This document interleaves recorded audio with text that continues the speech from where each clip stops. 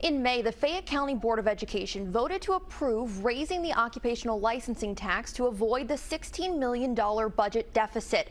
After we reported on questions regarding the legality of the vote, Attorney General Russell Coleman determined the vote was unlawful and void due to a lack of at least 1 week's public notice. Board members and parents alike raised concerns about that lack of notice. I asked Superintendent Demetra Sliggins about your concerns. Some people that we spoke to almost felt it was intentional to kind of slide it in under the public's nose, if you will. What is your response to that first, that claim?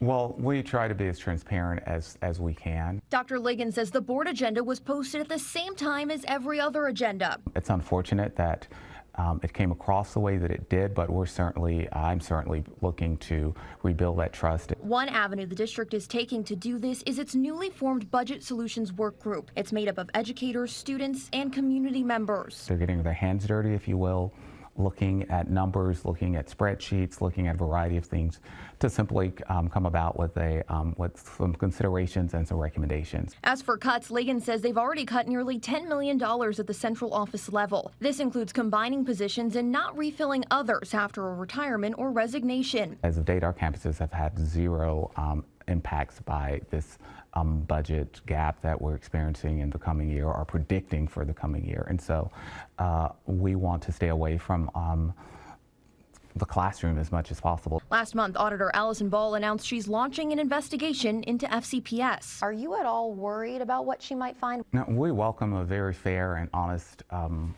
look at our books, at anything we're doing. WKYT Investigates did a lengthy investigation into district spending on trips and professional leave. Since announcing the $16 million budget deficit in May, the board has approved 3 trips for Dr. Liggins, in addition to more than 30 administrators working out of the admin building. Can you justify the spending that is going to these trips for people? Because I know for parents that is a concern. They don't understand why we're spending so much money on these trips. Absolutely, because they're not trips, they're professional learning experiences. I feel that administrators deserve to grow and learn and have a responsibility to do so just as much as teachers, just as much as a custodian, just as much as a cafeteria worker, or anyone else that is doing a job for Fayette County Public Schools. Liggins says the amount of money going towards professional learning experiences is nowhere near $16 million. And in fact, it's not even $1 million.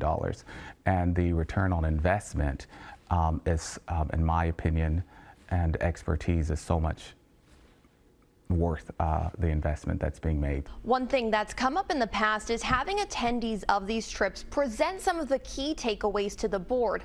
Liggins says they previously did an annual professional learning report to the board, and they've now decided to make them quarterly. So the board will, quote, have a very good understanding of how these investments are paying off and what they're actually accomplishing for students.